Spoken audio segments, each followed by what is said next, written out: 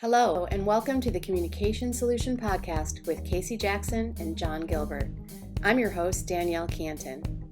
We love to talk about communication, we love to talk about solutions, and we love to talk about providing measurable results for individuals, organizations, and the communities they serve. Welcome to the Communication Solution. Hi, I'm Danielle Cantin, here facilitating the Communication Solution Podcast, and I'm here with Casey Jackson and John Gilbert. Thanks for being here, guys. Thanks for showing up, Danielle. Thank you. We're here to talk about another journey of motivational interviewing, everything motivational interviewing, and how it relates to everything else in the world. So this topic is very hot. It's AI, artificial intelligence. And I find it incredibly intriguing being in branding and marketing and how it's overtaking that industry. Every single industry is being touched by AI and the influence of AI. And I can't help but go back to when I first learned about motivational interviewing. You exposed me to a particular article from the Journal of Medical Internet Research from, I think it was a scientist, a UK and Australian scientist, that said robots are perceived as non-judgmental, more non-judgmental than people. So I thought I'd kind of kick it off and hand it over to you guys to dive into everything related to AI. And this is going to be a little bit meta, but which is perfect for AI, is when I found that article, I was literally in an exercise for myself of not getting sucked into push notifications because I don't want to keep feeding the algorithms. This is just my own Casey Jackson trying to navigate the world and not be overrun by the Matrix kind of take on things. And of course, so what happens? I get a push notification from CNN, and the little headline on that little push notification was research shows that robots are more effective at motivation than humans. So it's like, talk about meta in terms of I'm trying to get out of this, and they're throwing me an article on AI, and like it's literally those algorithms are that good. So of course, as I'm twitching and trying to not push the link, I obviously end up pushing the link. And my issue with it, and I think this is a great way to start off, and it's going to spark a lot of thought, is when I read the article, my issue with it, because John and I, the areas we've been kind of obsessed with is fidelity and measurability. So basically, when I read the research, what they were saying the robot, quote unquote, robot was doing or AI was doing, fundamentally, when they listed the parameters, it was not doing motivational. So that's kind of what annoyed me, that they made a correlation with motivational interviewing, just because what the robot was doing was expressing empathy and doing positive regard and affirmations. So for me, what I always compare that to, Danielle, you're always asking kind of from the non-clinician perspective, what does that really mean? And for me, like when I use grandma's recipe analogy, it's like, well, yeah, you use flour, sugar, and butter for all sorts of recipes. That doesn't make it grandma's specifically. It just means that there's all sorts of things. So when you're using unconditional positive regard and accurate empathy, that in of itself does not make it measurable, quote unquote, motivational interviewing. But what did strike me, and this is where, John was talking about positive regard. I think of it in terms also of equipoise, is that the finding when in this research, which is where the headline came from, was that it was nearly unanimous that the participants preferred the robot interaction to the human interaction. And what was the most consistent theme, it was nearly unanimous, is because the robots were perceived as non-judgmental. And that's one of those things that is fascinating, because in some ways you'd think, well, isn't that what makes us human, is having our little pieces of bias that makes us dimensional. But when people are trying to deal with their own issues, they really don't care what your bias is.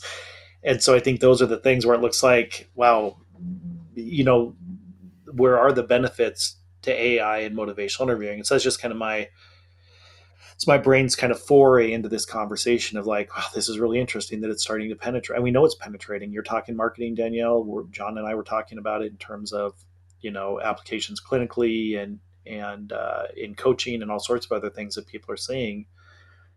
is AI kind of taking over the world or poised to do that? So that's my 2 cents out of the gate. Oh my gosh, I want to replay the last 4 minutes and 30 seconds because I had so much going through my mind, but trying to stay present and like then letting that go and not hanging on to it. And then another thing come in, and so much of this, there's so many things around what are we trying to do? And one of the things when we're trying to help someone or we're trying to support someone, or what are we trying to do with MI? What is AI trying to do? Because I just want to like hone it in that if AI right now is an algorithm set with lots of information, it can be helpful for information to access in some sort of a way, so long as that's sourced from reliable sources. And that's on a previous podcast, we talked about the effective psychotherapy, and part of that is having information, but it's a small part of change and sustained change and being effective with getting help, right? Or getting guidance. So my brain goes back to maybe there's help just in having information. I think there's, especially for people that are interested and ready, that might be very helpful. Google has thrived for a reason and all that, right? And so there's going to be benefit well beyond MI, well beyond helping professions. There's going to be risk beyond all that. But when we think about in relation to MI is what you are kind of interested in with this, Danielle. It's like, well, there's a lot that comes to mind of, Casey, what you said, which is, what does it mean to be human? Does it matter? And at the end of the day, what are we trying to do? And I think just starting with those questions can be helpful, because if we're trying to find the things that are most helpful for other people, the whole thing you went through this morning and talking about with training and the other podcast on that around effective psychotherapy, great. Yes. We're getting it down. Well, yes. What if a robot could do that? Do we want that, or do we not want that? I think that's kind of a bigger question here, rather than just because we could, should we? And that's where I question, and that might get philosophical. It might get into all my biases. I believe true equipoise is possible with artificial intelligence, true equal position. I don't believe it's 100% possible from a human being, but does that mean that we should go for AI and not a human being? And I'll lastly say, and then I'm curious on either of your thoughts on this, of course, but it's like, to me, it comes back to, do we want to train compassion out of us as a humankind, or do we want to go through and I can say this I do say this from a very privileged place in a lot of ways, but to go through what it's going to take to have more compassion for each other over time, or feel like we can put that to AI, knowing that AI doesn't have EI, emotional intelligence, right now. And then the compassion that we are trying with MI and what it stands for, we just outsource to robots to do what? And I just am kind of afraid, and that could just be the fear of the unknown and all the other matrixy stuff, but like that by focusing on AI doing these things, we're going to lose compassion for each other, which is going to have a lot bigger ramifications. So I know that's beyond MI, but MI so much is about compassion that I feel like it relates to training on MI and training other people and how to help people. Yeah, now, Danielle, I can see why you want to do this as a two-parter, because my brain, and if it's exploded and then trying to come back into a coherent message and then back to exploding again. Sorry. I know within the last several months that they had a international summit specifically to start to discuss drafting up ethics around the application of AI. And so that's what I think you're talking about, John, is just the ethical application. of it. And the thing that most comes to mind for everyone is just, even with, the atomic bomb or lasers, there's so much healing and health that can happen from innovation and technology, and there's so much damage that can be done by innovation and technology. It is just an ethical consideration, and I think that's when you bring it back down to the N of one, which is what I always try to do when I'm looking through that MI lens. Where I struggle ethically is I look at the cost and the wait lists, and the number of people that are drifting away from helping professions because of the burnout, especially post-COVID. So the access to resources is dwindling because they're expensive. They're not always effective and efficient because people don't get the amount of service in the dose that they need as readily as they need it, which boom, boom, boom, that gets taken care of with AI, if it's effective and measurably effective. So it's like, wow, the benefit to people getting the service they need from something that they self-identify as value added, it's hard to argue evolution towards that. But on the flip side, it is really hard to argue that computers are going to be more effective than a human for human interaction and human growth and development. The thing I think that scares me or causes anxiety in me is just how much obsession and dependence there already is on social media, period, full stop. Which means that, do people prefer interacting with an illusionary world than they do with real people? Because people don't even like to put their own picture out there until they've edited it. They don't like to, it's the whole joke about fake book versus Facebook, that it's people just want to put their best foot forward, or it's the way you're perceived, and social media thrives off of perception. And I think that's the thing that makes me nervous, is that it's just our society, our brains culturally are so geared up for that next stage, which would be AI. In the movie, I didn't see the movie, but I know the trailer from the movie Her, where he falls in love with his phone, because it's the best relationship he's ever had, in the way that she communicates with him and understands him so deeply, because it's all AI rooted. And it's like, we say it's science fiction, except for it's on our doorstep, and it's not science fiction anymore. It's right around the corner. And so where does this come into with evolution, or is it the start of, this dystopian society where machines take over? It's just, I think that's why this topic is so fascinating. And then trying to bring it back on track with, its relativity to motivational interviewing.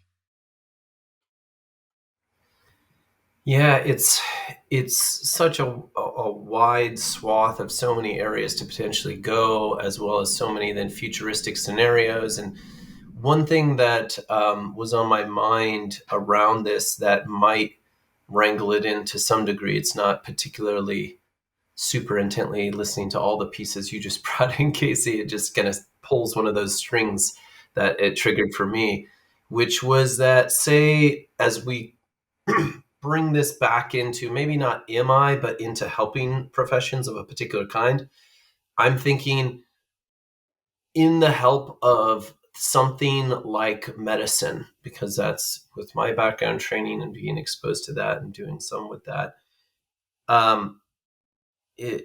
Lifestyle or actual, whatever it is, pharmaceuticals, you have the potential to have this algorithmic thing that we tend to personify, but is basically like saying we have statistics, because that's what it is. It's a set of things. It's not its own entity as far as we understand consciousness, which is extremely limited in its own rabbit hole. But with these statistics, we can help deductive reasoning with doctors and other things to accurately diagnose and accurately bring information, education. Maybe it's going to help where it's needed even far more, hopefully, in, say, third world countries, and helping women with, education and microfarm loans and all that stuff that I'm hoping for with technology and blockchain and all that. But at the same time, when we're thinking about it from our vantage point in America and kind of some of the discussions we're talking about, I think there's a place to help helpers. And that's what I've heard is, how adept are you and how open are you to utilizing this statistical tool, as it were, this algorithmic tool, to help you impact people. Now it's, I think, possible to start doing that better in certain ways.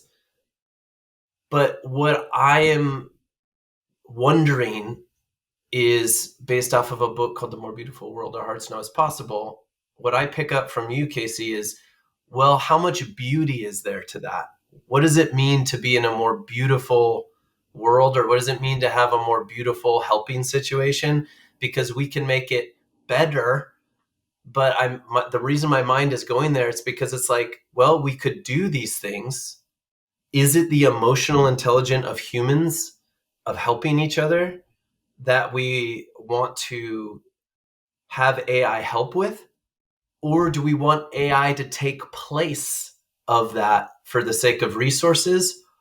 Or do we tier this in a way that as much open access to this level of good care, but if you want to get the human, beautiful compassion side of it with another human, that's where you got to wait 3 months. I don't know, but I feel like we're talking almost like, what do we want with human to human stuff, and what do we want the AI to be? Or do we think the AI is going to take it all over? I don't think the AI is going to take it all over, at least in any near-term future, according to what I've learned of the capabilities.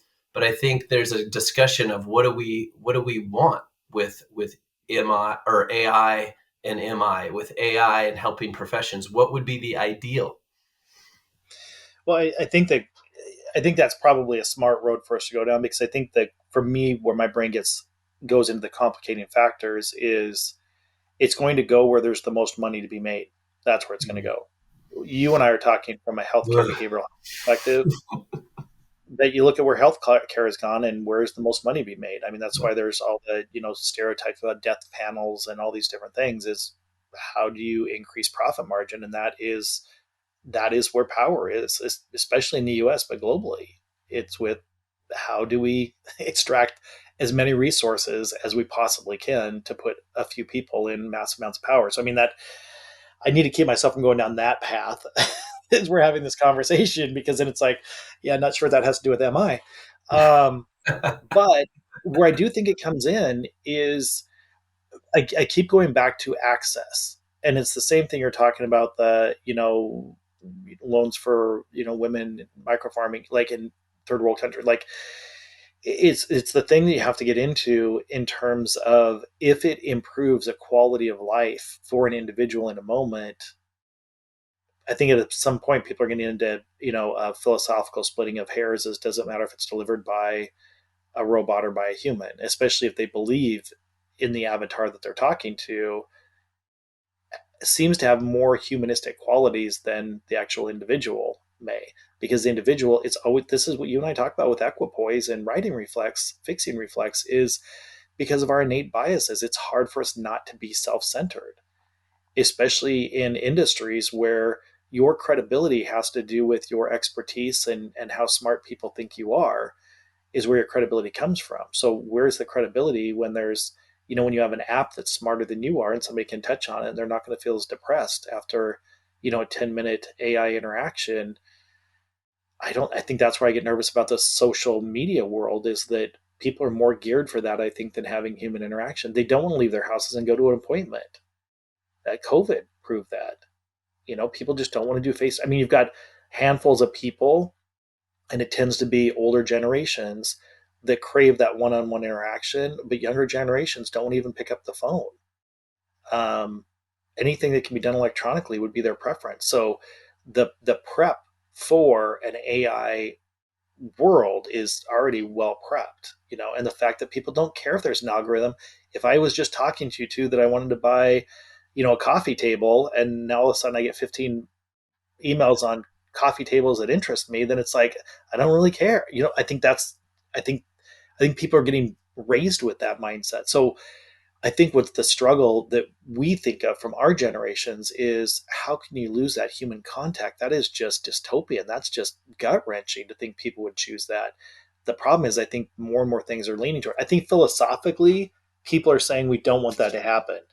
But I think on day to day operations, people just want a quick fix and they want it right now. And if this was a 9 out of 10 and I waited 3 months to get a 7 out of 10 experience, I'll get a 9 out of 10 experience right now with a AI situation than a 7 out of 10 experience because I waited 3 months to get it. I think that becomes philosophical individually and collectively. And I think this is where I struggle with. If I really bring it to me as close to home as I can bring it, where I have my own fears around it is because I know that there's, software out there, AI software that can code conversations. And some aspects they code more effectively than humans code, like we code for motivational interviewing. Some aspects of it they haven't perfected yet, but they're getting better at it every day. And so then it's like there's one side that thinks great because then we don't have so many arguments and iterative reliability, because your iterative reliability is going to increase substantially if you know that those algorithms are so well done that you're going to knock out a lot of the iterative reliability you struggle with from human to human. Then I think, okay, so if we're not doing coding and coaching, what if AI trains motivational better than we train motivational interviewing? Then it's like, oh my God. And if they're doing therapy better than I do therapy, where do I exist in the world? Those are the things that, when you bring it down to that, the reality. And I don't, I, I may be delusional to think that's not going to happen in my lifetime, but I do think that those are real conversations to be had in terms of how does this impact human interaction. So it's not just the AI side. I keep going back to that behavioral health, my corner of the world in, working with human beings. Well, and I think that's the key. And I know we're looking at for our mark of thinking about a potential transition time with this, but I just want to highlight even that thinking, Casey. It's like there's so many layers of thinking going on here, because there are people that would say, well, then you'd be free to do something else with your life. And then there's people they're like, well, wait a minute, I want to do this with my life. So then who says I can't do that with my life? Well, you could do that with your life, but they're going to, and it's like this whole concept, because that also deals with people losing their jobs, no matter what that job is. In this case, it happens to be MI training, but people that are coal mine workers or whatever, right? Like there's the perspective of, well, upgrade your, job skills. But then it's like, well, wait a minute, you don't have my background. You don't know. So it's like that psychology is its own psychology. Then there's the psychology of the matrix that it's going to take over everything. Then there's my psychology of it's going to take over compassion for human beings. But I'm also curious about, for a future discussion or where we might pick it up, of like, well, what if it doesn't do all of those things, but we could harness it for helping more efficiency and effectiveness of service provision, of ways of equaling as much power as we could. I have hope, and because we talked about self-fulfilling prophecies before, to be cognizant that hope that we could hold might have some kind of outcome associated with it that doesn't need to be metaphysical. That's where my brain goes for maybe a future discussion, but I just wanted to throw that out there as a potential to hopefully entertain. Maybe, I don't know, but maybe I'm wrong and just optimistically naive and going to be destroyed by everything. I know you, that is a probability. You'll be sitting there in your sandbox playing with your research, and all of a sudden a big AI steamroller rolls right over the top of you. And, hey, I went out doing something I love. Exactly. Which probably is closer to the point. And I think where we need to dial this in, in a part two with this, is trying to rein it in closer to, okay, the world of motivational, because this is, part of it is so far above our pay grade to even talk on a level of what AI really means, so far beyond. But I think it is our best way of starting a conversation for ourselves in terms of, okay, what does this mean in the world of MI? And I think that'd be a fun one to make a part two on with this. Yeah, why don't we do that, guys? Because this is really compelling. I like how big and wide we went, because all of those considerations are really important. And I know my world just expanded by listening to all of your different points of view. And then I think about like the way you set up social media, Casey, and John, what do we really want? I mean, let's dial back, do a part 2 of this where we start bringing it back and in a little bit more. And it's just fun being exposed to all of our different biases. And when I think about AI maybe potentially doing things really perfectly and beautifully, I go back to, gosh, I keep going back. What do I want? What do I want? Yes. That was a great way to start the podcast, because I'm like, oh, I believe in the growth of humanity and us constantly growing and evolving and becoming better and better, more compassionate people. So I'm like, the friction of having that not be perfect with each other is beautiful. Yes. And how does AI come in and help us accelerate that? But again, that's just me. I had to end with like, oh, this is my vision of what potentially I want. But that's what I hope all the listeners are hearing and thinking about for themselves. So let's circle back on round 2. Sounds good. Okay. Thanks, Danielle. Thank you for listening to the Communication Solution Podcast with Casey Jackson and John Gilbert. As always, this podcast is about empowering you on your journey to change the world. So if you have questions, suggestions, or ideas, send them our way at casey@ifioc.com. That's CASEY@ifioc.com. For more information or to schedule a training, visit ifioc.com. Until our next Communication Solution Podcast, keep changing the world.